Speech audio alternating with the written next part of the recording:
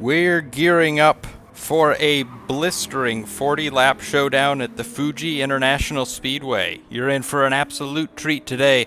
The adrenaline is pumping, the engines are revving, and the tension, it's as palpable as ever. Our drivers are just itching to prove their pace on this track. And oh, the track! It was built in the 1960s. It's murder on the left tires thanks to high-speed right-handers. It also features one of the longest straights in motorsport. This is the PRA Championship, the main event in Gran Turismo 7. It's been a long weekend to get to this point, but we're just about set to get going with 10 minutes of qualifying and then a 40-lap race around Fuji International Speedway. Let's get ready to kick it off. Welcome in, Peppers. What an intro, man. You do it time and time again. Yes, it's been a very taxing weekend on us indeed, but we got the 12 best drivers in the world getting ready for a 15-minute qualifier. We added 5 minutes to this qualifying session. That way the guys can really hone in and get locked in and put down a very, very good time. But yeah, 15-minute qualifying session. Then we got a 40-lap race. I'm looking forward to this one a whole bunch. This is an unforgiving circuit, just in the fact that, you know, there's not treachery off to the edge. Like on Friday we were racing at Laguna Seca. It's sand, it's dirt, it's gravel traps everywhere. Here, there's less of that sort of danger, but so much time can be lost in these long right and left-handers. They reach on for absolute ever, and as I said in the intro, I mean, they are murder on your front tires. And then coming out of that last corner, turn 16 at this track onto one of the longest straights in motorsport, that's going to put the rears to work for 40 laps today as well. So I think tire wear, I wouldn't expect any deviation really in pit strategy. I think that everyone's going to be on softs until the end, is what I would expect. But who can take care of them through the opening stints, I think will play a role as we get into the second half, maybe the last quarter of the race. Yeah, I don't think we're going to have that big of a problem like we did at Laguna Seca on Friday. I mean, I think every single person except for 3 people were racing in the live stream for the Fast Cash Showdown. They were the top 10 qualifiers from the previous weekend. The only new names that we see is Sikkim ACB00, and then of course we have Zeno. Them 2 guys, they qualified in from the B main that happened a short few hours ago. And then we have Ridwan F1. He started, I think it was second or so in his heat, and was able to win his heat and punch his ticket directly to the finals. Yeah, for the people who were able to come through that process of getting to the final where we are now, I think they've got quite a few miles under their belt at this point. But at the same time, I can speak for myself. Just I was in one of the heat races this morning. That tension is always there. Your heart is still racing, and it's going to be racing for these guys as cold as they are, and they are very cold, let me tell you. You're going to feel it a little bit as you get off the starting line here and as you look to establish some rhythm on a track that is going to punish you every lap that goes by with you not finding a good rhythm. Yeah, most definitely. So just to set the stage here, I want to make sure my audio level is right. So I just checked it in. It seems to be all right. So to check, just to let you guys know how we got to where we got to. So this was a 2-week event. Last week was a full weekend of qualifying where drivers got the opportunity to come in and just lay down a time solely by themselves. There were several drivers on the track at one time, but they weren't aided by the slipstream and they weren't hindered by a slower car. 96 people qualified for this event. Okay, and then we brought it down to Friday was the Fast Cash Showdown where the top 10 qualifiers were able to go head to head against one another for $100. And then we saw the winner of that. He was able to put on a heck of a show and just dominate Laguna Seca from front to back. So Right now we have Jack that won the Fast Cash Showdown, and Gino was the overall top qualifier. So both of those guys were able to cash in. As my girlfriend, lovely girlfriend, just brings me an ice cold beer to crack open. She knows what time it is. So that is what happened, and then on Saturday we were able to have 10 heat races, and the way that the heat races were decided were by the qualifying. So every 10th position got to a heat race. So if you finished first, 11th, 21st, 31st, 41st, 51st, 61st, 71st, 81st, and 91st, you were in heat number 1. And then it just kept going down the way for heat number 2, heat number 3, heat number 4, heat number 5, all the way to 10. So they're equally distributed by the power of each heat.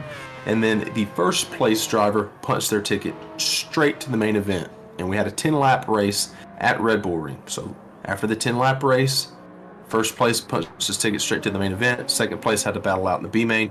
And then third place had to battle out in the C main. We had the C and B main earlier this afternoon at Laguna Seca. It was 20 laps. So it was the same distance as the Fast Cash Showdown, and it put on the same type of show.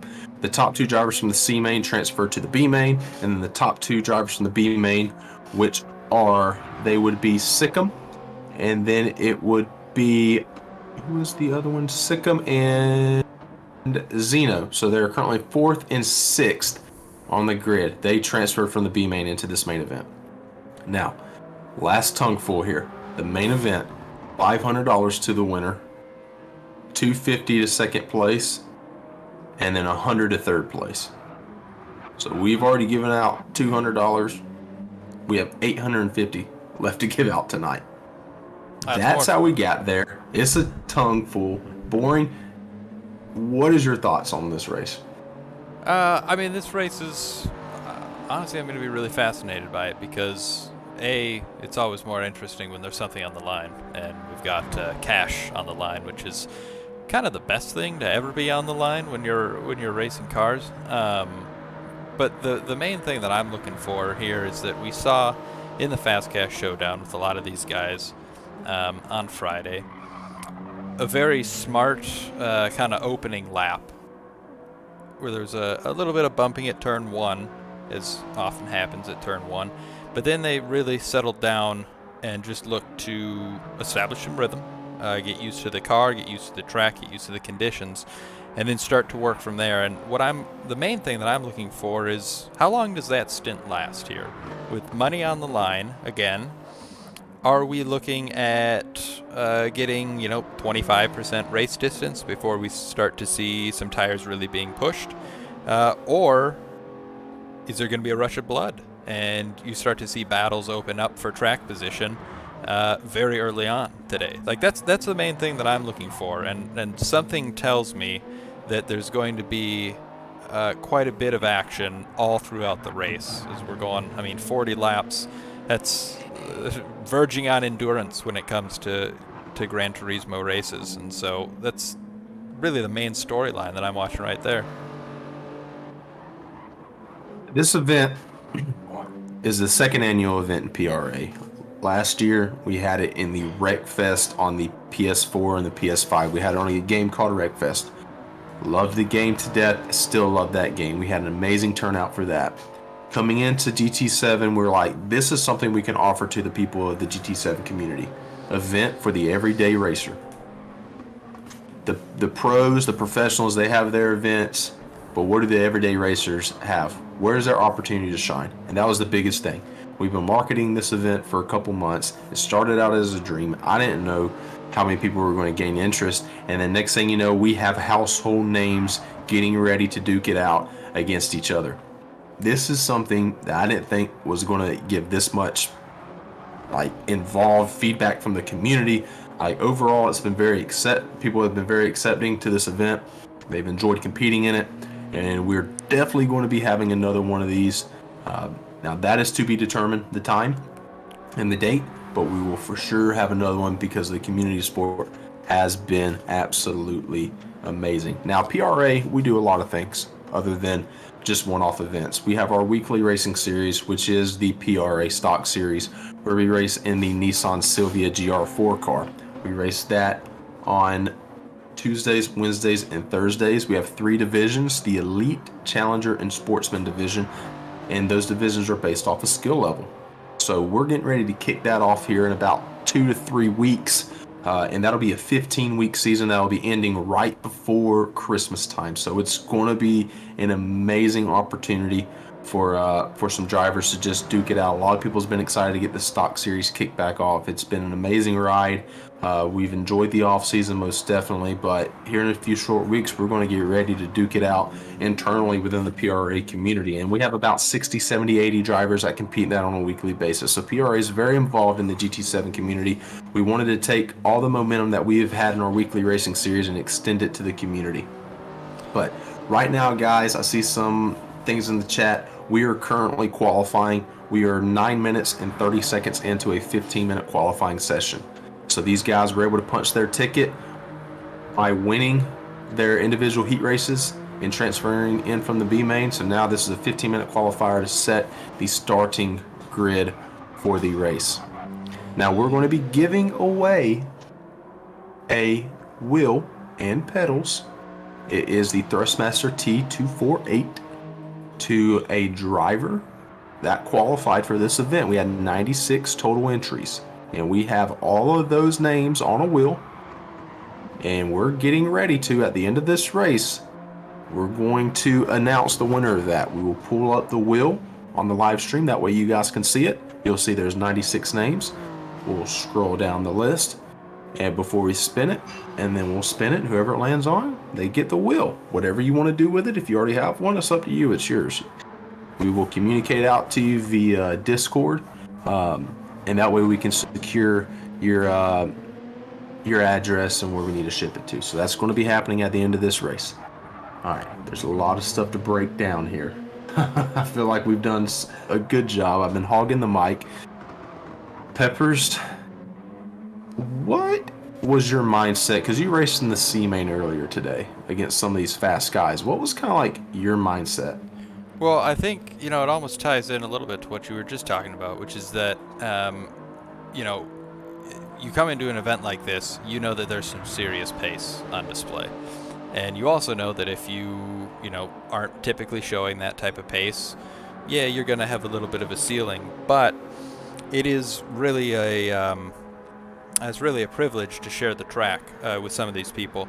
And so I would encourage anyone who maybe hasn't tried out or has maybe backed out of trying a new thing, a new GT7 league, getting involved with PRA, the next time one of these comes around, really do consider it, because in my case, I'm quick, but I'm nowhere near these guys. And so going into the race this morning at Laguna Seca, I'm pretty much thinking I have a target lap time in mind. I want to drive to it. I want to give a performance that I'm proud of, and critically, don't miss a braking point and go into the back of one of the fast guys.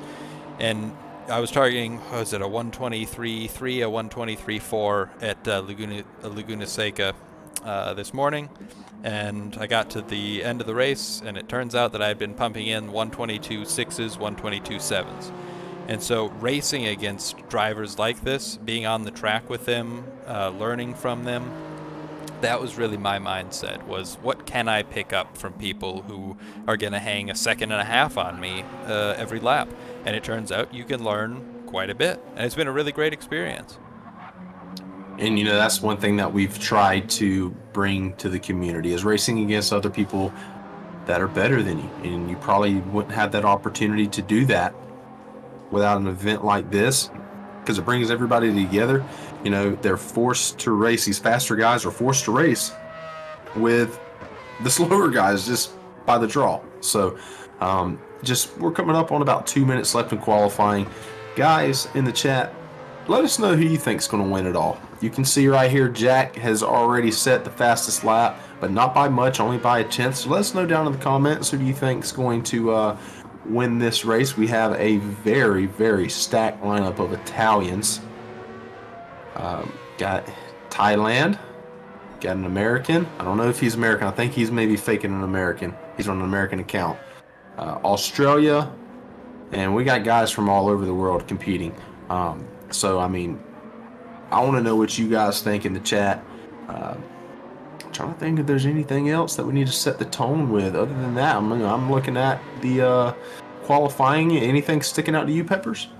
Not a whole lot. I mean, you go from first to 12th. There's about a 1.1 second spread. But as you look at 7th to first is covered by just half a second, and the margins drop as you go up the leaderboard. It's oh my goodness. I mean, your top 3 positions right now are covered by 0.2 of a second. We saw Jack and the type of speed that he had at Laguna Seca, and the same from Gino, and Popcorn would have been in the mix as well, save for a little bit of off-roading, we'll call it, at Laguna Seca that happened on Friday. And so I just there's going to be battles up and down the field, but always the eye is going to go to the front of the field, and they're running very tight times right now, and this is a track where it is so easy to drive a lap that you think is quite good, and then realize that you were 0.3 down because you scrubbed off a little bit too much speed as you were coming around 100R, which is that massive right-hander that just kind of stretches on forever before you get into the hairpin at 6. That's definitely. Now we're starting to wind down on qualifying. This will be the final lap for everybody on the track. I do want to give a special shout out. We're going to have a graphic that's going to pop up here in a minute, but for right now, I want to just give a special shout out to one of our sponsors, Glitch Energy. Without them, a lot of things at PRA wouldn't be possible. I mean, they have the best energy out there. I'm not a big energy guy. I tried out Glitch. I didn't get that crash that I always get when I drink energy drinks such as Red Bull, Monster Energy, stuff like that. I mean, it gives me exactly what I need to lock in and focus on what I have to do when I'm at my console. Just trying to think of anything else before we get started. If you check the description down below, you click that link, you use code PRA, you can get 15% off of your next purchase. And it'll help us out as well here at PRA. But looking at Popcorn, he's third. See if he can get a better lap time. He's coming down to the very end. I don't think he's going to have enough time. Nope. Time runs out. So guys, bear with us here. We're going to get this lobby set up, and we'll be going live here very shortly.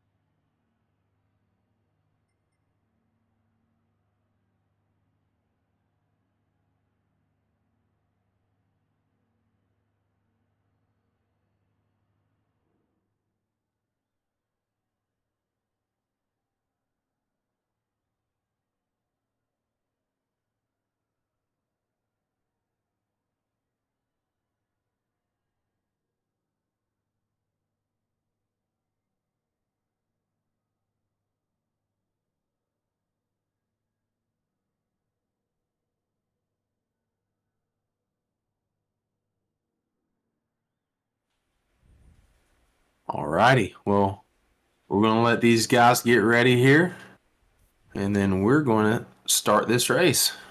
It's time now.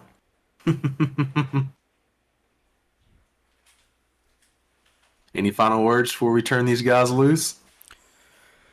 Well, I'm just taking a deep breath and getting ready for 40 laps here. I think this is going to be something else. You do the honors, Pepper.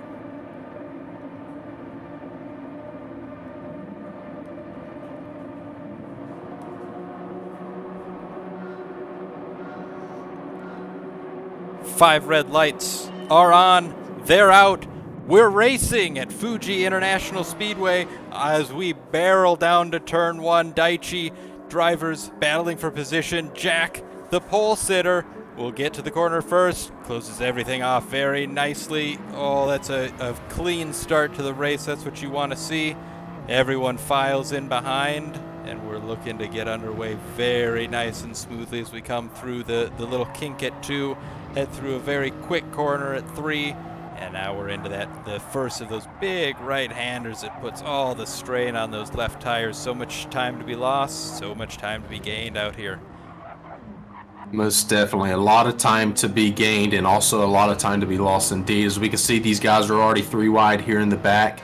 They know they have to use this restart in the initial start of this race to gain as much ground as they can, because once these drivers start hitting their marks, the mistakes aren't going to be happening. That start went about as well as I figured it would go, considering, you know, all the things that are at stake, and then a lot of guys dealing with international connectivity, people having bubbles, but everybody, like I thought, they were going to be extremely respectful to one another, providing enough space, and that first corner is textbook on how you do it. These guys are putting on a show. So now, we're coming up on the end of lap 1. I think all these drivers are getting the jitters out. You might have got pushed around a little bit, but now it's time to settle in. 40 laps of continuous racing. Peppers, what goes on in your mind when this stuff happens? Just, you know there's a long race ahead. Pretty much the first thing that you're looking for is to find your little spot of track. And it doesn't matter if you're Apex Jakey and you're 2/10 off the back. We're probably seeing a move here into the braking zone of Daichi, which is turn 1. Gets it stopped, goes through a little bit. That opens up the door for Ghost Baby to get through as we head through 2. It's going to open the door for Sikkim as well. Now, breaking deep into turn 1 at Fuji is just an absolute nightmare because it's so difficult. The track tightens as you look to get the power back on, and so you have to delay getting the power back on. And you saw what happened there. What could have been an overtake and securing 6th. All of a sudden turns into 8th for Apex Jakey, but good driving to take advantage of it for Ghost Baby and Sikkim. But primarily what I'm looking at is I want to find my bit of track. If I'm 2/10 behind someone, 5/10, a second behind them, I want to know the spacing that I have to the drivers around me, and then from there on it's purely about the next braking point, the next turn-in point, carrying the speed through the apex, and just trying to put in lap times. It becomes really time trial stuff for you when you're a big shake there for Jakey, but it becomes time trial stuff here as you try to settle into a rhythm. You want those laps to go by. You don't want to be staring going, oh, this is still the 3rd lap, this is still the 4th lap. You want to be in your zone and then look up and all of a sudden it's lap 15, lap 20, lap 30, and that's really the mindset that I found be helpful for me. Granted, I'm not racing here, so who knows if that's the mindset of people who are this fast. I mean, you said it perfectly. I mean, we're not these guys. These guys have been in a lot of these races before. As you can see, Gino's going to try to dive to the inside of Marco, really hug that bottom there. It's getting intense for this podium position. This is the money spot right here. Top 3, get the money, the rest walk away empty-handed. That's a purple sector right there for Gino. So, I mean, he really hit that corner very nice. Marco, he can feel the pressure of Gino. Gino was our top qualifier out of all drivers that attended last weekend. He has the speed. We know that he has the overall speed, but does he have the pace? And we're going to find out with the 40 laps. I mean, for me, it's hard to put myself in this situation with these drivers because these are world-class talents. And it's consistent pressure from drivers lap after lap. It's different if you're in a daily race where the skill range is so widened out where you can just get on your own island. These guys, technically, they're going to be on their own island at some points, but their island is going to be extremely, extremely small. And having that continuous pressure, that's going to wear these guys down over times. I mean, we heard it in the 10-lap heat races and the 20-lap C and B mains. These guys were mentally exhausted by the end of it. There's a huge amount of strain racing closely. You don't have to be wheel to wheel to be feeling the strain of a close race. Like what Gino is experiencing right now is very difficult because you know a mistake of the person in front of you and you're past him. Your mistake and you're going to lose a spot. You know, trouble lurks everywhere here. And so deciding as well when you're going to compromise your racing line. Does Gino go defensive, you know, as you come up to maybe not the best overtaking opportunity here, but you have to make very difficult decisions lap after lap while you're trying to extract maximum pace of, are you going to compromise your line to go defensive, and what's that going to mean? I mean, this is just a chess match that goes on. The mental workload is absolutely immense for these drivers. Is incredibly impressive, and we're seeing, you know, places 1 and 2, you know, check out a little bit here. But as we fight for this final podium position, everyone's kind of settled in, and it's looking like we have a good pack here, running from 3rd all the way down to 7th. Yeah, and so 8th, 9th, 10th, 11th, and 12th. This battle right here, they are nose to tail. Like, if this was the race for the lead, my goodness, it would be a very, very tight one. I mean, you think that these guys are racing for the lead. I mean, they are nose to tail. They have been for the past couple laps. I've been keeping my eye on them. And last lap at this corner, coming out of the last corner, they were 2 by 2. Like, these guys, they're pushing it hard. They know every position matters, and it's an extremely long race. I mean, we just completed our 4th lap. So we're only 10% done here. And these guys, I mean, they have been racing hard. Yeah, we have 3, 4, 5, 6 here. Who knows what's going to happen here? All the way to the inside to stick Marco. He's got a half-second penalty. He's going to try to stick the spot. Oh, he's going to go wide. And it's a new person in the podium spot, Gino. Philo right behind him. They're having their own battle while Nicholas is here. Just, this looks an awful lot to me like the thing we all do when we see 2 people battling in front of us. You just kind of take a little bit of a step back and hope to pick up the pieces, and that's just what he might be able to do, but he himself has a half-second penalty to clear. That's big contact there from Gino on Philo. I don't think Gino liked that little nudge that Philo did coming into that sweeping right-hander. He might have thought that was very disrespectful, but nonetheless, these guys are nose to tail for that podium position. Gino does not like that contact at all with that. Most definitely, he is definitely expressing his frustration there. Yep, that battle all kind of went sideways there. Yes, and we do have Gino. I do believe Gino has left the lobby and the party as well. Some frustration already boiling over between him and Philo. But hey, look here at Ghost. The 3rd and 4th have a half-second penalty, so he's looking at the podium position right there. I mean, this is exactly what we're talking about with, you know, maybe it sounds ridiculous to people, but mentality plays a huge role, not just in sim racing, but specifically if you're going to do 40 laps at Fuji, where, you know, there's 6 corners here that have different lines you could take. You really have to think about how you're going to apply your energy throughout the course of a race. And, you know, we kind of talked about it a little bit in the build-up. We're ending up seeing that there is some pushing happening here. And what I mean by pushing is these drivers are pushing the limits of the cars. They're trying to get some overtakes done. They're battling for track position. And, you know, this is just one of the things that happens. I suppose I'm a little surprised that we're 6 laps in and it's quite this feisty. I mean, you said it the best. I mean, it's extremely feisty. And that battle for 3rd, 1st and 2nd place, they have checked out. Jack and Popcorn, they have definitely checked out. I mean, I don't really know. Philo, I didn't see really anything too wrong with that. It was a little contact, but it wasn't like he just ran him off the track. He nudged him a little bit, but you got to think these guys, they probably have some history. All these guys race against each other all the time, so there's probably some little history there. But Gino, he had the perfect opportunity to still be in this race and be with this lead pack and no harm, no foul. Yes, I know that little nudge probably wasn't the best, but I mean, these guys are racing for money. You got to put the bumper every now and then. I mean, not knock somebody completely off the track. Luckily, that there was no harm, no foul to the rest of the competitors. It was just strictly stay between them two, but it could have got ugly really, really quick. It's just that corner too. I mean, I've said it a few times.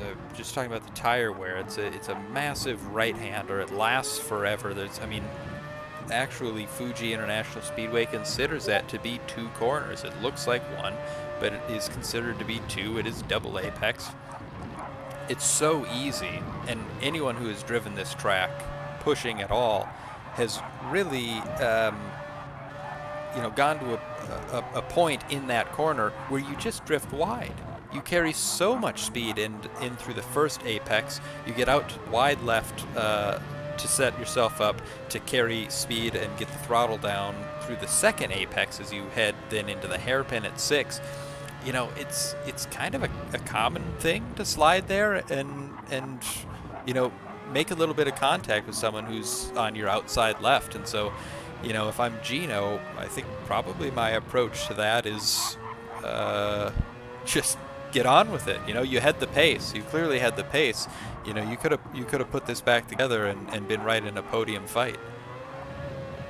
Yeah, most definitely. So we currently have 38 viewers tuning into the stream right now, guys. These are some of the best drivers in the world. They have overcome a lot of obstacles to be here. It's always tricky. We talked about it in the pre-race show, the connectivity of the lobby between everybody around the world. I mean, you have people from America, UK, Italy, Thailand. Gosh, I said it again. Thailand as well. And then we even have people from Australia. So, I mean, it's the best that we can do with what we're provided. And as unfortunately, as this may have been, it's something that all the drivers have to deal with. I mean, it's not necessarily ideal, but at the end of the day, everybody's on the equal platform. Some drivers are performing better than others in this situation. But regardless, even if these guys finish 10th, 11th, 12th in this lobby, you take them to an everyday average lobby, they are going to lap the competition. Like, just because they're in 10th, 11th, 12th, 8th, 9th in this lobby does not mean that they're slow. Like, you have to understand the amount of talent that we have. Yeah, it's an insane level, like an incredible standard of driving that has been on show, throughout the entire course of this event. And this is coming from someone who, speaking for myself, I'm not a slow driver by any means. I'm pretty quick around a few tracks, but you rock up behind a couple of these guys. I've been able to watch some of the braking points, some of the way that they maneuver the car, and all of these guys from first all the way down to last place right now, they are braking a good 10, 15, 20 meters later than some of the best drivers that I see kind of in the day-to-day. I think it's an incredible standard of driving, and you're seeing it play out right now, where we're at a spot in the race where everyone is kind of settled in now. It's lap 9. You know that you're a quarter distance. This is going to define your approach to the race, and that's really something to consider. That if we're protecting tires right now, every tenth that you leave on the table with your tire strategy, protecting your tires right now is a tenth that you can get back later. And so I expect that some of the drivers right now are pretty content to sit in a slipstream and just go to work. This is craftsmanship now for the next 15, 20 laps, I would expect. Yeah, they got to be able to maintain pace. That is the big thing. But the battle for the lead's starting to heat up here, as you're already on it. Jack, Popcorn, 1, 2, about to be a quarter of a way done here in a lap or so. Like, they have checked out 6.5 seconds over third. Right now, if the race was to end, Jack is taking home $500. Popcorn $250. Like, that's not a bad payday for playing on a video game whatsoever. And then there's also a battle for that $100 podium between Nicholas, Ghost, and Marco. I just got to say something. If we can just pop on board with Marco really quick, because I don't think the battle for the lead is going to heat up. He has an absolutely gorgeous livery. I don't know if it's just because Glitch is on the side of his car and on the hood of his car, which we share that sponsor, but it is absolutely gorgeous. I think Distinct and the VQ guys, those two guys, their liveries are second to none. I want to go through and showcase some of these liveries here. Nicholas and Popcorn, they're both rocking the Oreo livery. That's really funny. And then up here, Jack has the Castrol as well, and the Supra. A lot of phenomenal liveries here. Looking through the field, we have a Lightning McQueen. The battle's starting to heat up here back between Sikkim and Jakey. Jakey does have a half-second penalty, though. He has an awesome paint scheme. All these guys and the UNEM esports teams, these have been one of my favorite liveries throughout the weekend, most definitely. I mean, the colors, they just flow well. Extremely, extremely gorgeous scheme. So that's a look through the field and the liveries that they're running. The battle is still here, and it's still heating up. Yeah, I note we're on board with P9 right now. That's not livery, folks. That's a little bit of battle damage on the just behind the right front tire, really all along the right side of that car, running the more traditional Toyota Gazoo Supra livery. But as you called it out, B-Dog, this battle here, it's a half second that Apex Jakey's going to drop back from Sikkim, which is going to be that's a tough pill to swallow, and on such a long straight too. I mean, that was what, a couple tenths before that penalty, and all of a sudden that number is just going to keep ticking up all the way down into the braking zone. It ends up being 8-9 tenths of a penalty. That's so harsh. It's so harsh at this track, and especially given the nature of some of these corners where you do have to ride quite a bit of curb if you're trying to maximize lap time. You're going to need to be on the edge of track limits. We've seen, even for their level, that much like the off-derided track limits issues in F1, you're going to see drivers push for every single inch here and try to widen that track and extract every tenth, every hundredth they can, and sometimes you go a little bit too far. Most definitely. I do want to note here, the past 3 laps, Popcorn has been faster than Jack. So, I mean, the pace is there. The 2 Supras, 3 Supras, 1, 2, 3, 4 is the top 4 is all Supras. So, I mean, I think the Supra was the way to go in 5th place. However, we do have the Mazda, that beautiful, distinct Mazda, man. That is such a good livery. But Jack right here, I do want to point the attention back to the top 2. These guys, Jack's swerving back and forth trying to break that slipstream coming into the first corner. Yeah, and like this is like a penalty for Popcorn here. He's got a little bit of pace in hand over Jack for the last couple laps. But just to illustrate, we just saw about 8 tenths be the result, 8-9 tenths even, of a half-second penalty on that straight. That's enough to take you out of slipstream. And that is the situation that Popcorn here is going to be desperate to avoid. And you have to avoid it here, because if you lose touch with someone who's capable of running pace and consistency of Jack, it's going to be really tough to get back into the fight with him. But if we look at the lap times on Popcorn here, and you can kind of do it for both of them, but I wanted to call out Popcorn. He's got the fastest lap. Look at the consistency. 137.6, 137.3, 137.5, 37.6, 37.5, 37.4. I mean, this is textbook stuff, and to be doing it at a circuit where you're chasing someone for $500, and you have the nature of these corners being so difficult, so tough and technical to get right lap after lap, especially when you're battling with dirty air and someone right in front of you. It's just incredible standard of driving from both of these guys.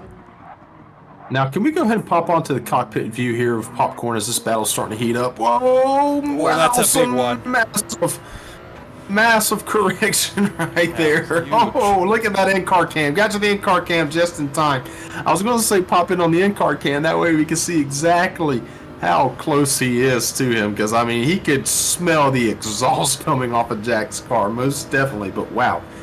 Bigger story. What a save by Popcorn to stay within striking distance. That's an incredible save, and I suppose coming out of turn 16 like that, it's really tight, it's uphill, the car unloads a little bit and lifts as you crest the top of that little elevation change, and I just wonder if that ended up being, he was a tenth behind him at that point. That was a little bit of dirty air, didn't get the rear traction, tried to get the power down, and all of a sudden that big old wiggle that, Popcorn, what a save. I mean, you're not going to want to live that again, but he's definitely going to want to watch that again at some point, because that is that's a candidate for repeat viewing. Most definitely. I mean, if you just look at the steering wheel and how massive like the car shakes under the heavy braking, the rumble strips, these guys, they're feeling that in their setups. Their sim rigs, they are definitely feeling all these bumps with the force feedback that their controllers have. Most definitely. I mean, these guys, it's not just sitting here controller in hand and we're just cruising with our fingers. Like, these guys are getting a full body workout throughout this whole entire event. Now, they're not in the race car, they're not experiencing the heat, the exhaust, but I'm telling you, they are still under a lot of pressure. Some of these guys, they have the world's best top-notch simulation rig, and it's on display why their speed is the way that it is. So I want to look at their lap times here. Popcorn had that scare. All right, he was able to save himself from disaster. So it looks like a 37.5 and a 37.7. Okay, so 37.5, 37.7, only 2/10. He's staying within striking distance, most definitely. When that happens to you and you're pushing so hard and you're so close, you can see first place, you're pushing so hard. What goes through your mind, Pepper, when you're in a position similar to that? As we just got a purple sector here. That's breaking news. Purple sector. So he is running his fastest laps. But to get back on what I was saying, what goes through your mind when you're so close, but then you mess up, use your air, and then you got to regain that ground? Yeah, I mean, the first thing for me is fury at myself, which I learned fairly early on in my Gran Turismo journey is not the most constructive thing. And have since been able to put a little bit more time and effort into getting my mental state into a spot where I make a mistake and I allow myself a shake of the head, and then you get on with it, because it's what's got to happen. One of the worst things, and we've all experienced it, is seeing one mistake turn into two mistakes. You know, you overcook your tires because you outbraked yourself going hard into turn X, and then all of a sudden you find that you don't have the grip there anymore, as you need it for turn Y, and now you've just given up 5/10 where instead you could have only given up 1.5. So really stopping the bleeding is what you have to do, but it's an incredibly easy thing to say, and it takes a lot of time and a lot of focus to actually be capable of doing that. You have a big wiggle like that, it gets away from you, but look at how he's come back. He's taking a slightly different line into turn 16. He's getting the power down. My guess is that he's got a slightly lower minimum speed as he's rotating the car at turn 16, but Popcorn's getting the power down, and then just in the very next lap, right where he had that big wiggle, he got perfect traction and took 2/10 out of Jack down that straight. It's exactly what you want to see. It's exactly what you have to do, and above all, don't panic. It's lap 15. We're doing 40. You got time. It blows my mind how these guys can just hit so much, like the consecutive laps again and again and again. It's not like they have a good lap, bad lap, good lap, bad lap. They'll have like 10 straight good laps, and they'll have one lap where they're just pushing so hard and they cause a little error. But I mean, even if you look at Popcorn's time right here, his slowest time, 38.1, is still very consistent to what he's been running, even with a little hiccup. And Jack, I'm more impressed by Jack right now because he's setting the pace. To me, I feel like it's easier to follow than it is to lead. So he's out here, he's the one setting the pace, and Popcorn is reacting to what he's doing. Now, yeah, dirty air, stuff like that, but I've always felt like it's just a little bit more easier to follow that lead car. But that does have a downside, because when they make a mistake, you make a mistake. And a big wiggle right there out of Popcorn again. I mean, he's really trying to get back on the gas very soon in that corner. Yeah, you're desperate to get on the gas. This is a straight that just goes on forever. You can have a snack and a drink by the time you get into the braking zone for turn 1. But you can see the power of the slipstream here, and I think the slightly different line that Popcorn is taking just takes a massive chunk out of the time that he might be losing elsewhere in the circuit. But you were saying it, talking about the differences in difficulty, whether you're leading or you're following. When you're following, you get a little bit of dirty air, but you are learning the entire time. You're able to just watch the person in front of you and watch where their braking is starting, watching how they're maneuvering the car, all of that. The person in front, they don't get any of that. The best that they get in terms of learning about the driver behind them is looking at the difference in your margin after each turn, and your eyes flick up there after every turn, and then you'll see, the time's gone up. Okay, maybe the person chasing me is a little weak there. The time's gone down. I'm weak there, and you have to piece it together. But you don't have any of the visual inputs that you get when you're chasing someone. So you're exactly right. I just want to look through the field here. It seems like we have 3 separate battles: first and second, third and fourth, and fifth and sixth. Now, fifth is 4 seconds behind fourth, and that's the battle for that $100 for that money. Nicholas and Ghost, those two guys are battling it out for that podium position. I mean, the podium position has a lot on the line. $100 is for third, $250 for second, and then $500 for first. So there's still money on the table, even though you are 7.3 seconds behind the leader currently, as Ghost Baby is. Yeah, and it's especially as you move into this phase of the race where you have these pockets of competition. One thing that really stands out to me is the decision making for how much are we battling the guy in front of us, and how much are we looking to work with him. Because if the person in front of you, their lap times are suitable enough for you to feel good about being protected from any threat behind, and closing, or at the very least holding steady to the margin of the car in front, maybe you're not looking to shoot an overtake until you feel that you have a significant pace in hand where you can make that overtake happen, and then start to pull away and begin an assault on the person one step higher up the table. But making the decision on when you're going to do that is where so much of the strategy comes in. Because right now, there's not a ton of benefit for Ghost Baby to get right up to the back of Nicholas and then spark, a 8-lap battle. Why bother? If you can work together, pull yourselves clear of 5th and 6th, and then settle it as you get down into the final few laps. That's when you would start to push. I do want to note something. If you look at the times between 4th and 3rd compared to the times of 2nd and 1st, I mean, they have been running quicker lap times. I just want to look here. At least the last lap, they were definitely running quicker lap times. We can double check this. So they seem to be leveled out right now. But I mean, they're all running very equal pace. It's not like the first two are running away from one another. I mean, the pace is there most definitely. I mean, we got to remember these guys are world-class racers. They've been in positions like this before. But the big thing is, I'm looking through all these tire wears. That's what I was looking. I think everyone's going to be very much well on fuel. But the tires, I mean, some of these guys, they're not even halfway through the race, and their left side tires are already halfway gone. So does it come down of who has that much tire left? Is that why Popcorn hasn't just pounced on Jack? Like, is it because he doesn't want to set the pace? He wants to save some tires? I mean, it certainly could be, but at the same time, what would be going through my head if I was Popcorn was, I have experienced at least one big, that we, the commentators, have seen, one big moment that would have overheated those rears, trying to get the power down. And your likelihood, I should say, of experiencing those moments where you're scrabbling around for grip those are going to increase if you're not getting clean air onto your aero.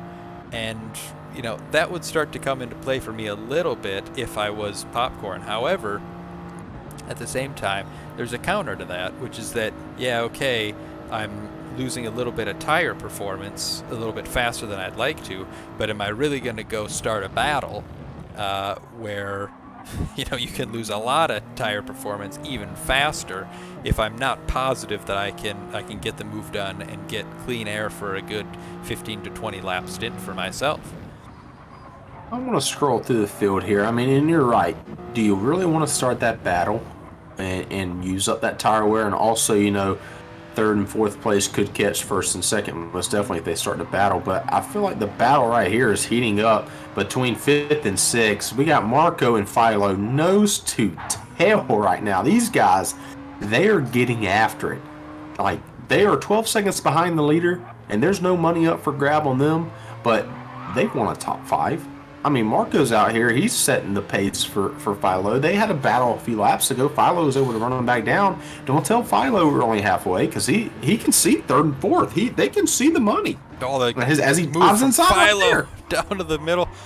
Oh, and he gets it done. Oh, he got it done for the first part of the corner, but couldn't hang on to it on what would become the outside for the second part of that chicane. But they're still going at it. I don't know if that was a little bit of contact there, but Philo threw into fifth. It's not remotely over, though, as Marco takes a slightly different line there, flattens the corner, and Philo again, a little bit of a switcheroo.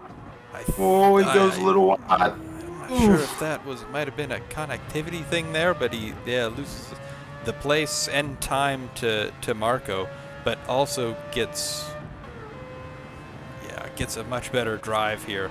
And here comes the move. These guys are duking it out. They're drag racing for fifth place. I mean, they don't want to battle too much, but oh man, you knew it. You knew it was coming. It was going to go looking there. Marco tried to send it all the way down the inside, and Philo shut that door emphatically, I think we could say. Yeah, these guys, that was an amazing battle. It just shows how powerful that front stretch is. It's such a long front stretch. If you get a car that has amazing top speed and is able to pull up behind that car, I mean, it's absolutely going to work wonders for you, most definitely. Let's see if there's any more battles going around here. Yeah, you know, I just really think Popcorn's buying his time in this race. I mean, we're about to be halfway through, so 32 minutes in, halfway through. As long as he can smell the exhaust fumes coming off of the tailpipes of Jack, I don't think there's anything to worry about. Marco, heavy braking there at the corner that starts the chicane is called Dunlop, and that's where he had the move done, and then just it seemed like the tires just completely went away there. Couldn't get back on the racing line, and they're still just squabbling over this. But I mean, this illustrates perfectly what we're talking about, which is that, you know, this battle started, they were, you know, 6.5-ish seconds behind fourth. Oh, we got pitting. The top two both go into the pits. The top 3, 4. Oh, this is. Philo stays out. Marco stays out to continue the battle. Okay, this was something I was not expecting I was whatsoever. Not expecting this either. So okay, this is amazing. So we can have strategy now. We have the top 4 drivers pitting, and everything's just shooken up. Oh, but look. They're right behind Marco, so Philo's on fresher tires. Oh my goodness, this just shakes up everything. So you would expect I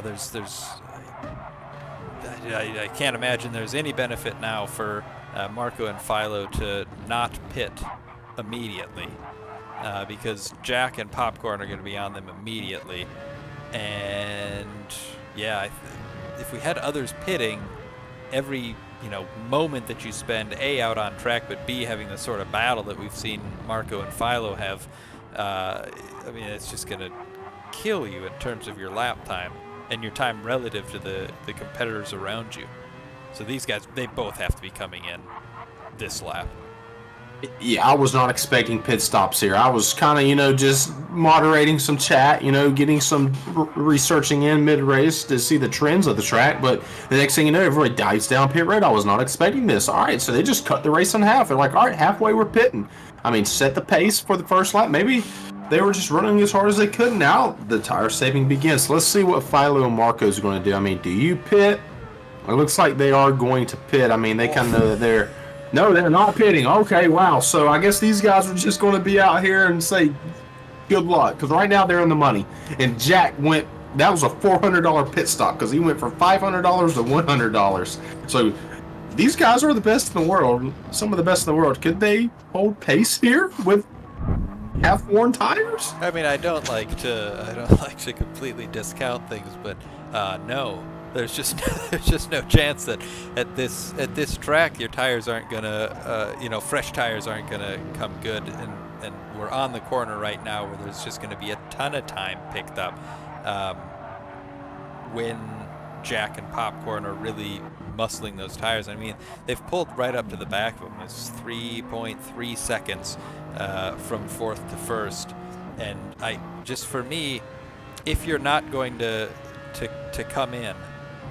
I can't imagine, speaking about Philo and Marco, if you're not going to come in, I can't imagine that's because you're committing to a no stop, which means that you're going to just try to stretch this as long as possible to give yourself the freshest possible tires for the end of the race. But at the same time... We have a battle here, an aggressive battle in the top 5. Sorry to interrupt you, but these guys are on fresher tires and they're pushing their way through. They know they have to get back up to the front. Most definitely. Yeah. Oh, and there's a little nudge right there out of Sickum. Yep. That opens the door for Ghost Baby as well. Okay, so lots of different strategies. I mean, what can Nicholas do right there different? I mean, he was able to pass him as Philo does go into the pit stall. Okay. I don't know really what the strategy is going on. Maybe Marco, I mean, if you think right now, look at 5th place, the person on fresher tires. He is 10 seconds behind Marco. So was this a move for Marco to get to the money? He knew he wasn't going to catch up to him. Maybe, but then you really have to wonder kind of what the plan is later, because not only does he have Jack and Popcorn, who were 8.5 seconds up the road to start with. He's got them on his tail, but he's also now has the person that he was battling with, Philo, who might actually be able to pull an undercut here, depending on what Philo's outlap is and what Marco's managed to do on this inlap. My gosh, I'm looking at the top 4 right here, 4th, 5th, and 6th. Sorry, I mean, these guys, they are duking it out. Nicholas is getting really impatient with Sickum, most definitely, and Ghost is right behind Nicholas on fresher tires. These guys are getting really close. Oh man, a good stack up right there. 4-way battle for 4th. As you see, Marco just barely hanging on, up 2/10 from Jack. I mean, this is going to be a lead change, I think, on this straight, whether or not Marco goes into the pits. So we have battles all the way across the track. Marco and Jack battling for 1st and 4th, 5th, and 6th is really heating up. This is the battle for the podium position, if you ask me, because I think inevitably Marco is going to fall back sideways. enough. Sickum. Contact there. I think it was contact, unless he was just early on the throttle. And that drops him out of it, and there's going to be more action here. Yeah, good call right there to see that action. So Jack was able to pass Marco for the lead. Distinct is in a Oreo sandwich right now, but he's the cream between the 2 cookies on older tires. I don't think this is going to work out for him too well. And so depending on the thing that I'm looking at here is what lap times has Marco done since Philo went into the pits. So he's pulled, kind of mid-38s-ish. And if we look at what laps Philo has put in, I mean, if Philo had an issue there, then this might still be working out for Marco. But every moment that he spends out on these tires, ostensibly being slower, you would think, than Philo, it's when he inevitably does pit and come back out, you're going to have to see if Philo's managed to jump him. But, the lap times have to come from Philo if you're going to actually manage an undercut. Yeah, looking at this matchup right here, the only thing I can think that Marco's trying to do is flip the field and get into a position where he can cash out. Because at the time he was 4th and 5th, and then the next thing you know, pit strategy's happening, and it looks like it was his time to get into the money. Because obviously he's not going to be able to win the race. The guys came out right on his bumper, but can he hold off for around 15 more laps, 16 more laps? I mean, let's see. Nicholas is 11 seconds behind Marco. So, I mean, look at their times right now. Marco is ran a 38.4 and Nicholas is running a 37.5. I mean, Nicholas is not going to have really any pressure too much. I would think Ghost would just follow behind him. But if these guys get racing, that's even better news for Marcos. Yeah, it really is. I mean, if this ends up working out, it's going to be just a blinder of a strategy call, but it's so reliant on keeping that margin. If he puts in a 38.5, as you said, that's a second quicker around the circuit for Nicholas. She would project then he'd catch him in about 10 laps at this rate, which would be plenty of time to look to get a move done, and that's assuming that Marco's times aren't going to fall off and the margin's going to stay at 1 second. But yeah, if I'm Ghost Baby, I'm sitting right behind Nicholas now, because he may not have this kind of 30,000 foot view that we have with access to everything and everyone in their lap times. But he's got to know that if he can sit close to Nicholas and pull themselves closer to a podium position, they can turn on each other in the last couple laps and we'll have a shootout for third on our hands. But this lap time for Marco is going to be fascinating to see. So he puts in another 138.5, and Nicholas is going to come across. That margin's now down to 9.8 seconds, but it's a 137.3. Oh, this will be fascinating in about 7, 8, 9 laps. I mean, a 137.2 right now. That's very much fastest lap speeds. You can see Popcorn has set the fastest lap of the race this past lap. So, I mean, less than 15 laps to go right now. These guys, they are pulling out all the stops. I wasn't expecting any pit stops. I was not. And I guess you got to have other people to go with you, because if you're the only one, I guess you're kind of stuck out like a sore thumb. Yeah, that's right. And I did a little bit of call it pre-work, just to see what the tire wear was going to be like. And I did not have in any of the race sims that I ran, did not have a pit. I wasn't expecting a pit. Yeah, and so to see them, I think it what does it come down to? They just, on a circuit that's pretty long, you're going to have larger distances between your, a good lap, I'll say, is going to have added magnified benefit over a bad lap at a circuit like this. And so that tire differential is ultimately the reason for that. You have tires that have gone off just a few percent more than someone else, and you can't put in a lap time, and that margin between the two of you gets bigger, which is the thing that you can't have, and they're guarding against that as Ghost Baby picks up a penalty, and that's going to release Nicholas even more here to chase Marco. But those are the dynamics that you have to be worried about, and they've gone the way of I want good tire and I want grip, and I'll rely on my speed to make up that pit stop time. Man, I don't know what's going on here. I mean, we have Popcorn just put down the quickest lap of the race this last time by Jack.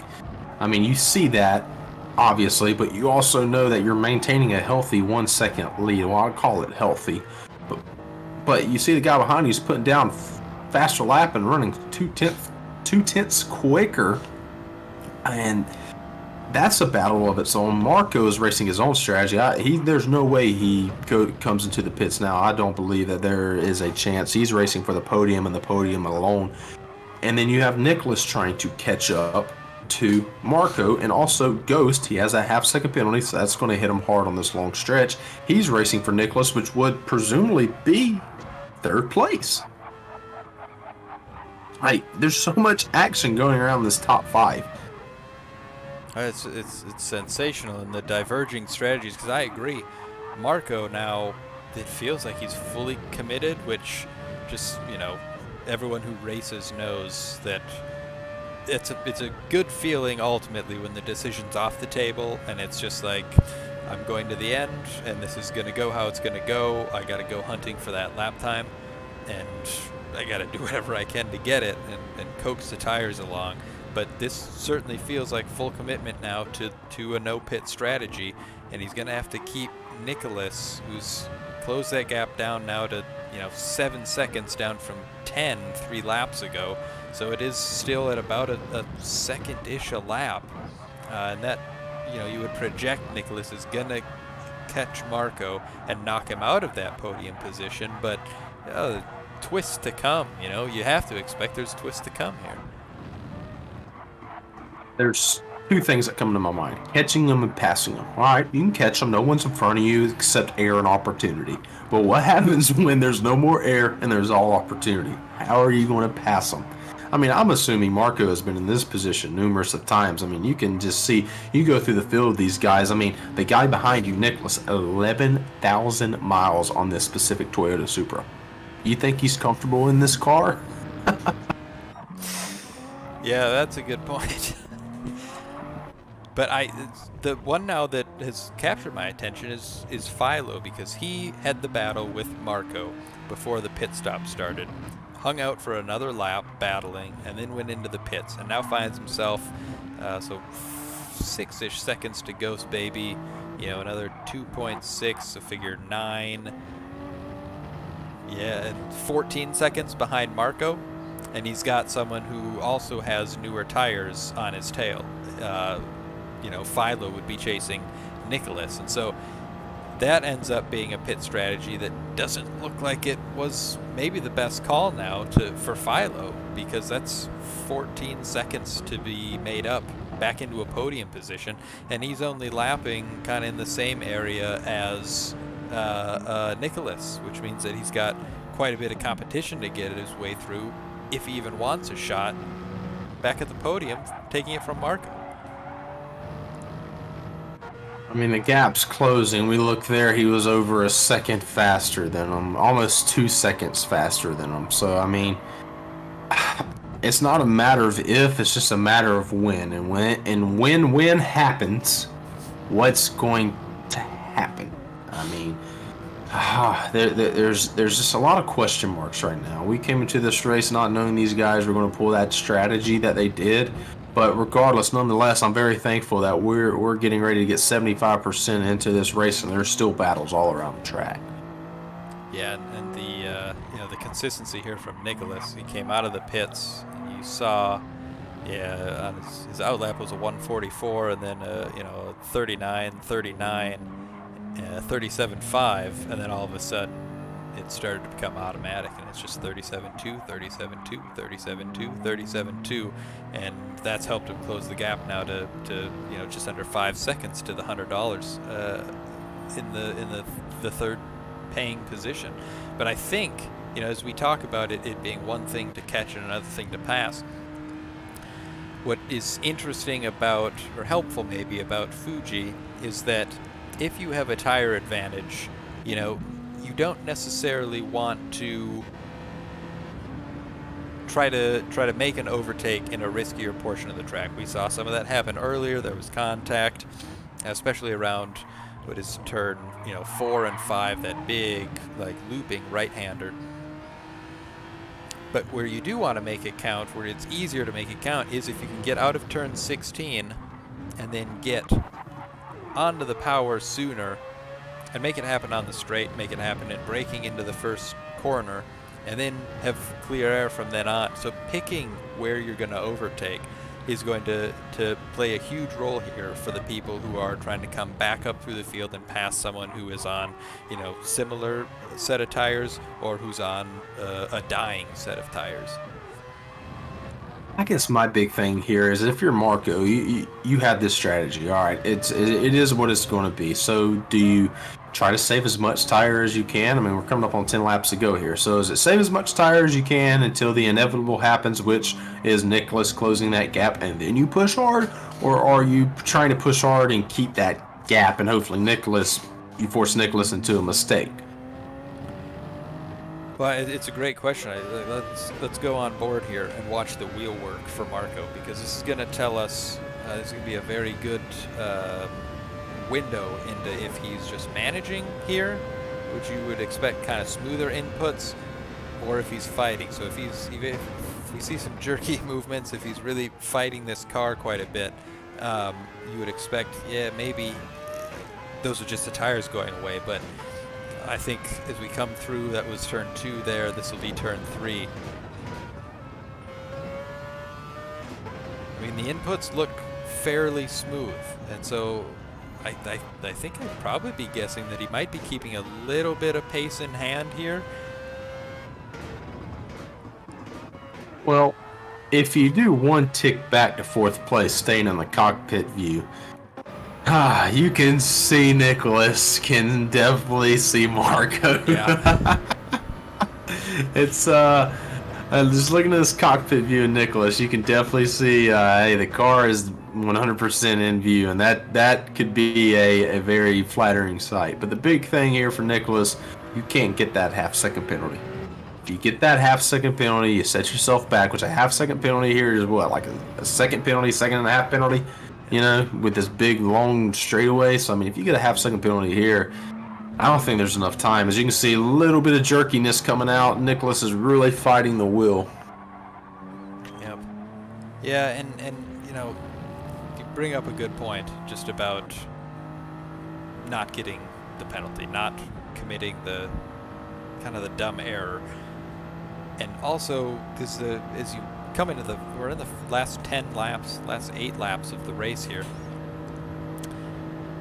The one thing that cannot happen is the self-enforced error, right? If you're going to get beat, then get beat. But number one, and especially with a tire advantage, you cannot make the critical error, because that has a way of just absolutely, torching what has been 32 laps at this point of hard work. And I speak from personal experience a little bit, because in the C race today, I was battling for a much lower position than these guys were for. But I had defended the position, I thought, well, and then the last lap, I had done the corner right 19 times, and I got it wrong the 20th time, and it cost me a position. And so just avoiding that is just top of mind for these drivers right now. There's a couple battles that I do want to keep tabs on. Obviously, 1st and 2nd and 3rd and 4th. But right now, quickly, 7th, 8th, and 9th, they're battling for position back here. We spent a lot of time up on the front part of the field as 7th, 8th, 9th are about to go 3 wide. I mean, these guys are still racing for positions of their own. They still want to have as great showing as they possibly can. Yeah, and coming down into the chicane, we've seen it go wrong so far today. A little bit of contact there maybe from Ridwan and Sikkim, but everyone gets through it clean, and Sikkim best of all, and escapes up the road, scampers up the road just a little bit as Apex Jakey looks just to the inside of Ridwan there, and then settles back behind and picks up some clean air out to the far right of the circuit. Yeah, and then you just set up hard to the left, try to get your braking done, get the car rotated, and then whoever gets the better drive out of here. And Sikkim, it looked a little bit squirrely there, and that could bring him under threat.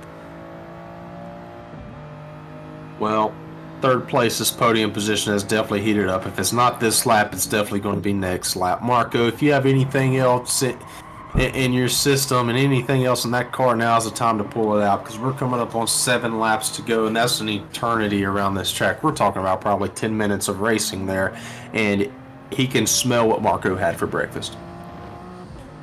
Oh yeah, and it's a powerful sensation chasing someone down, especially if you have a tire advantage, which Nicholas does at this point over Marco. But it's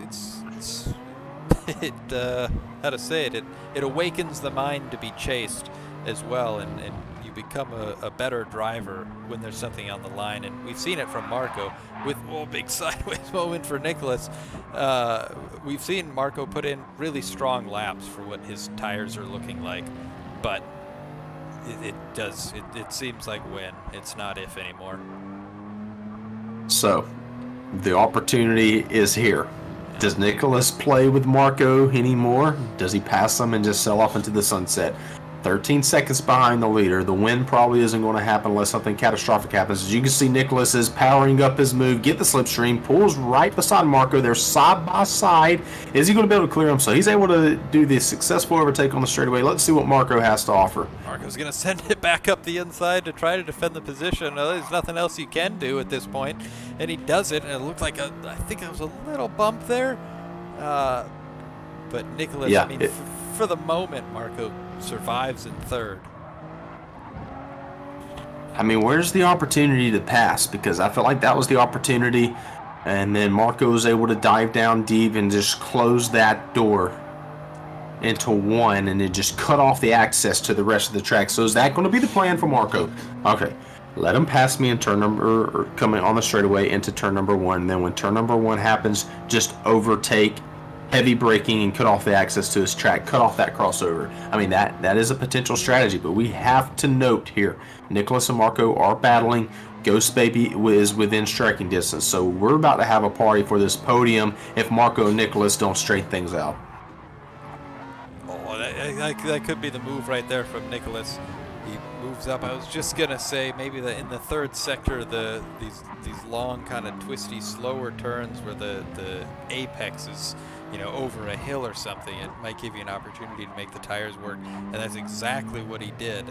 And now with that tire advantage, you'd expect him to pull away on this straight, especially with the Supra and clean air. And what was a valiant defense from Marco could get worse quickly with Ghost Baby arriving on the scene. But Ghost Baby, to your point, is going to feel a little bit hard done. Look at the consistency of those times, but he'll feel a little bit hard done that battle didn't carry on just a little bit longer, because he was closing quickly. Okay, so there's still possibilities for mistakes here out of Nicholas. I mean, do you get a half-second penalty? Does Marco provide any sort of threat to you? I mean, he was able to get that move done cleanly, but coming up on 5 laps to go, I mean, Ghost Baby is within striking distance. I mean, he's within a second and a half, it seems like. I mean, you can definitely see, you see Marco get back on the power. He's doing everything he can in his might to get back in the throttle as soon as possible. But, I mean, we're coming up on 5 laps to go. I mean, and the battle for the money in this podium position is heating up. It really is. I mean, you would expect that to be it for Marco's challenging, and surviving on the straight was one thing, but in this twisty section of the track, yeah, I mean, Nicholas is about to clear a second here, and all the threat there is for Marco with Ghost Baby. That might be the podium gone, but Ghost Baby is going to be saying, "Hey, listen, if I can clear Marco, I can get into the fight with Nicholas. I'm not that far out. He's end up being just a little over a second behind Nicholas once Ghost Baby can clear Marco, and Marco is just gonna go defensive here and protect every position now at this point." Well, the ship has sailed for Marco. If this race was a 35-lap race, I feel like that strategy would have worked, but unfortunately for him, we still have 5 more laps as he really shoves it in there. Oh, no. Oh, wow, you hate to see that right there. It's just sometimes it's just gone, and it's okay. It was a fantastic drive from Marco up to that point, but sometimes it's just gone. The tires aren't there. The jack is opened up now 2.5 seconds on Popcorn. So whatever tires Popcorn has left, he needs to deploy them now. So yeah, looking at the tire wear right there between the top 2 guys, I mean, it's basically identical. Now, I want to look at third and fourth. It looks like fourth has a little bit better tires than third. So, all right, Ghost Baby is not discouraged by that. He's still within striking distance. Coming up on 4 laps to go, you can see Ghost Baby is putting down the throttle as much as he can to try to closing the gap of Nicholas. So Nicholas knows, all right, my fellow Italian in a Supra is within striking distance. No distractions anymore. Marco's out of the picture. What do I do now? Because you can see Ghost Baby, I feel like he's catching him. Yeah, I think there is pace there. It's, yeah, I mean, we'll see if we come down as we head just to start lap 37. The margin's going to be just right around 1.4 seconds. And it's going to be so compelling to see how Ghost Baby approaches this, because now it is all out push. But can you make it work? And Nicholas, the pressure is immense, because every press of the throttle, every twist of the wheel, you know, you're fighting for $100 now at this point. You have the thing that the other guy wants, and he's, you know, capable of taking 2/10 Audi in the first sector. What happens over the rest of the lap? What happens over the next, you know, few laps? I mean, this should be a blockbuster finish here if Ghost Baby's able to stay close and tighten this up. Yeah, I mean, just like you said, I mean, he's able to stay close. There's no doubt about that. 1.2 seconds is definitely within striking distance as we come up on 3 laps to go. Want to look here at the lead here. Up here through the windy section right before you get to the straightaway. Popcorn is 2.4 seconds back. Let's see what's going to happen here. I want to see how he gets off of this corner, because this corner is going to be so crucial if he's going to be able to catch up to Jack. He's able to get down the throttle quite well, but I mean, I think maybe the ship is sailing on this. It's just up to Jack to lose this race. It does look that way, and they're both in the Supra. The big straight line speed is shared there, and you just don't see that movement. Look at that. I mean, there's barely any movement on that margin, hanging right around the 2.5 second mark. And Ghost Baby is just about to get into slipstream zone here, right around 1 second behind Nicholas for the final podium place. Man, I'm starting to bite on my fingernails a little bit. It's starting to get intense, because the battle for third we thought was gone, but it has re-emerged right in front of us. Ghost Baby's putting down some heck of a laps. He was 4/10 quicker than Nicholas that last time by. So is Nicholas feeling the pressure, or is it just go time for the Ghost Baby? I mean, he has better tires. I mean, it could be a little bit of this and a little bit of that. I mean, obviously, I mean, you know, B-Dog, every racer knows you get close to a good result. Wow, oh boy. You get close to a good result, and suddenly it's not the easiest thing in the world to spot that breaking point. It's not the easiest thing to feel the grip shift underneath you, and Nicholas could be feeling that right now, and Ghost Baby at this point really has nothing to lose. This is pure pace to the end. So we have 11,500 miles versus 4,400,000 miles against each other right here. So these guys are very comfortable in the cockpit of their Toyota Supra, most definitely. But we're coming up on 2 laps to go. The battle has definitely engaged for third position. What exactly will these guys do? I mean, they know that the money's on the line. Or are they willing to risk it all?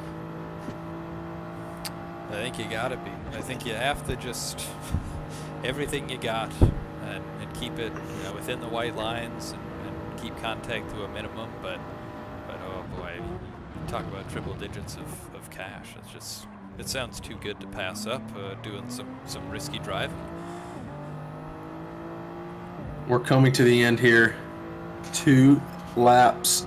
Less than 2 laps to go, coming up on the white flag lap. It's been an exhausting 2 weeks for these competitors. It's been an exhausting 2 weeks for the staff and the commentators as well. Guys, everybody in this chat, as we're coming up on the white flag lap, if you can go ahead and press that like button, it means the world to us, guys. It means the world to us that we're having the support from the GT7 community in this event. Please stick around after the race. We're going to try to get Jack in here for a quick interview, and then we got the giveaway coming up. But it's time. We have battles everywhere. Peppers, Jack, Popcorn, first, second. Coming up on the white flag lap, Nicholas and Ghost for the podium. Yeah, and the margin there does crept down the 6/10 there. Ghost Baby looking for any sort of advantage, because this perfectly encapsulates. It's one thing to catch and another thing to pass, especially in the same car. They're gonna have similar speed on the straights. It just comes down to can you extract it in the last lap? I mean, he's got 1 point. It's just a few kilometers now at this point to get the job done. I mean, you can see the slipstream putting into work, shaving off hundredths of seconds. At one time, he closes in on him right to the bumper almost. But Nicholas is able to get back on the throttle. I do want to focus my attention where the attention needs to be focused right now. Jack, he's been on cruise control, it seems like, ever since that pit stop. There was a lot of pressure before the pit stop, but I guess his pit crew was able to get him in and out on time. Oh. A beautiful drive, a controlled drive from Jack. Led the field in to the pits, triggered the pit stop strategy that we weren't really expecting, but everything, not a foot wrong across all of the races that he's been in, all of the qualifying that he's done. It's been one magnificent performance after another for Jack. He's opened it up to a 3-second lead over Popcorn, who himself deserves incredible plaudits for pushing Jack like this for the full duration of this race. It's been wild. It's been sensational. It's been an unbelievable drive from Jack as he puts the pedal down and prepares to cross the line and claim $500. Heat those tires up. Wiggle it, Jack.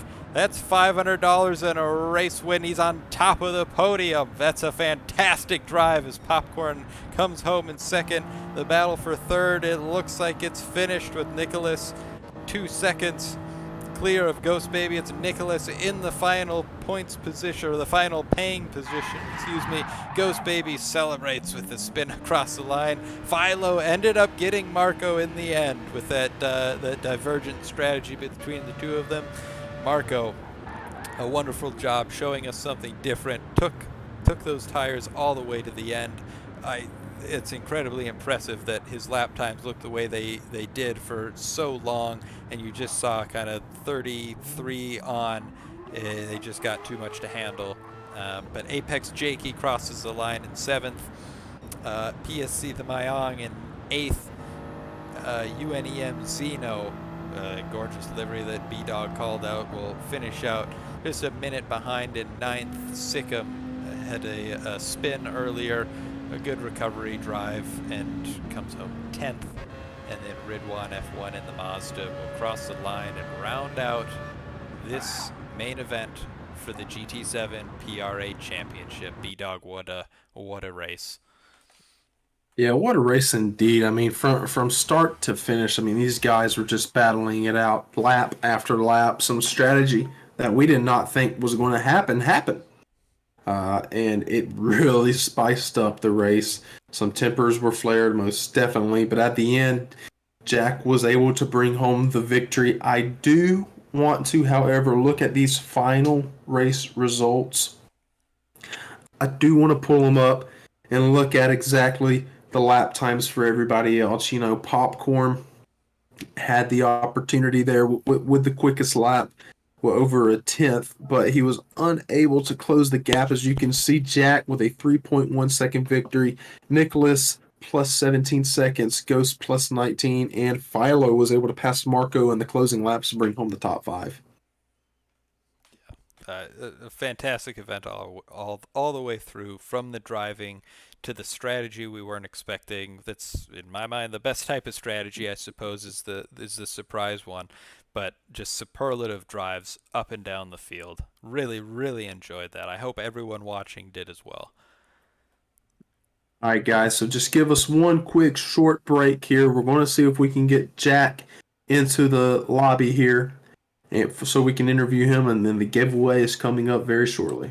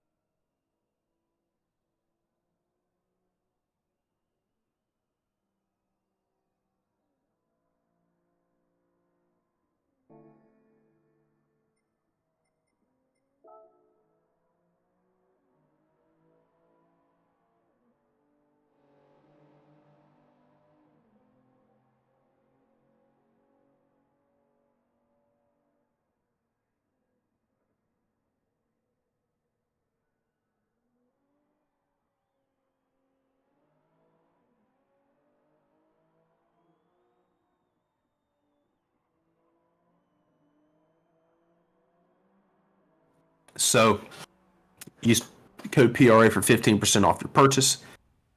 Second Discord is, or second link in the description is our official Discord. So if you just join into our Discord, you can join in on the action.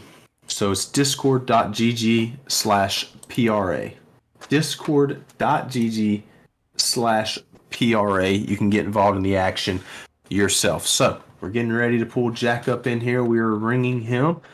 And we're gonna pick his brain a little bit. Boring, but overall, what was your thoughts of this race? I was very impressed. I thought the standard of driving was very high, but obviously, I think people could tell by our reaction, it was the pitting. We didn't see that coming, and it introduced an incredible wrinkle to the race, as if it needed another one. From the wheel to wheel action that we saw, I would have been perfectly happy with that for another 20 laps. Instead, we got pit strategy too, so that's the one that stands out for me.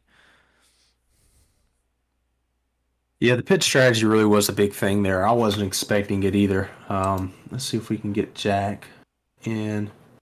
Uh,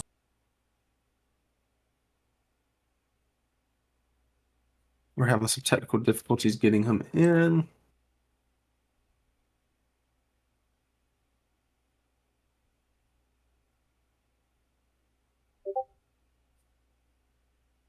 Let's try to get him in. I mean, just 40 laps, an hour and a half, close to an hour and a half of racing. I know most certainly he is exhausted, but we hear that ding. That means Jack has just joined into the booth with us. Jack, I don't know if you know this, but your microphone is on mute. So if you're trying to talk right now, we can't hear you, but we know you just joined in. So we want to welcome you in.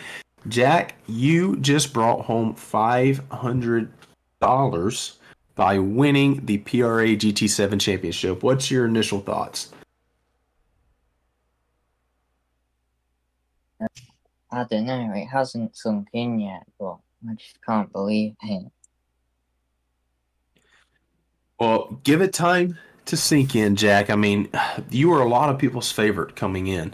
And we saw how well you performed in the Fast Cash Showdown on Friday. You were able to perform under pressure there for $100, and now you just won the PRA Championship for $500. So you're taking home $600 in a weekend of racing.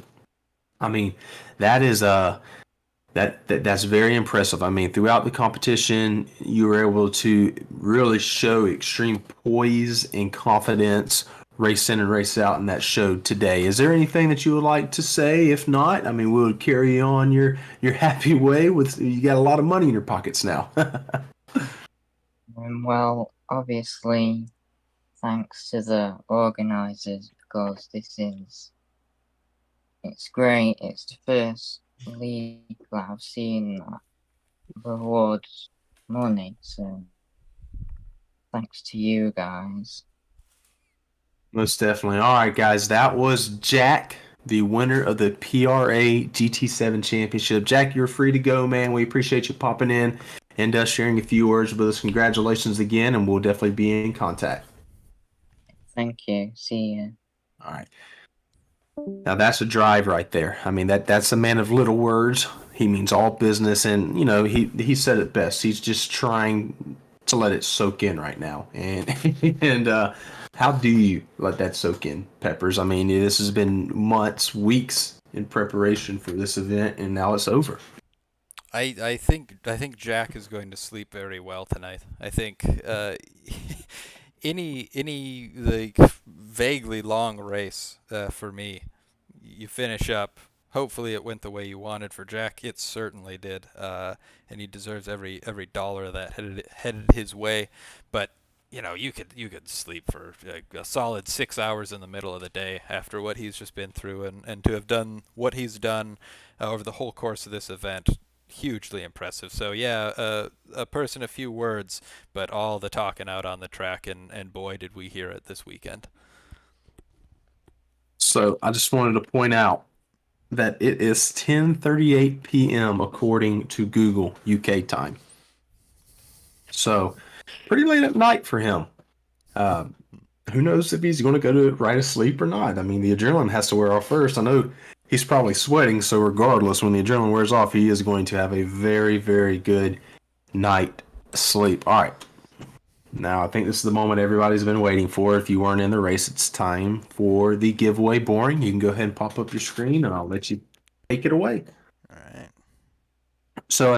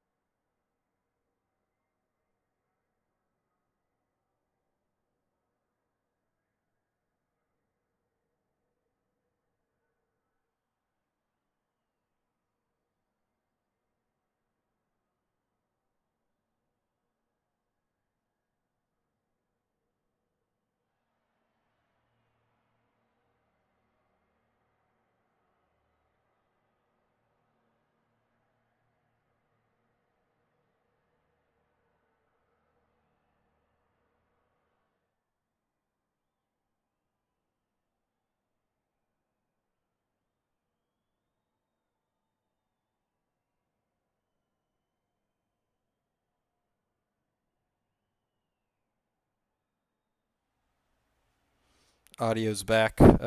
As we just work through the display of the wheel, that's what we're working on here to get this to look right for everyone. most definitely. All right. Yeah, we're going to be working on the display of the wheel right now, but I just want to break it down here. This is how this happened. 96 people have attempted to qualify last weekend. Just by attempting to qualify, your name got put into the list.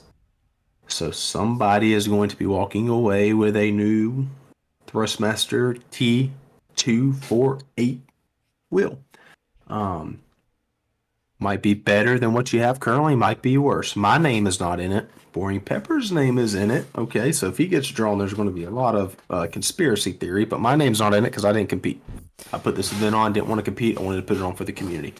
So once Mr. Boring Peppers gets that wheel up and running, we will spin it. Should spin for about 30 seconds. And then once the wheel gets done spinning, a name will flash up on the screen. It'll be clear as day as to who won. Then you will be contacted. Alrighty.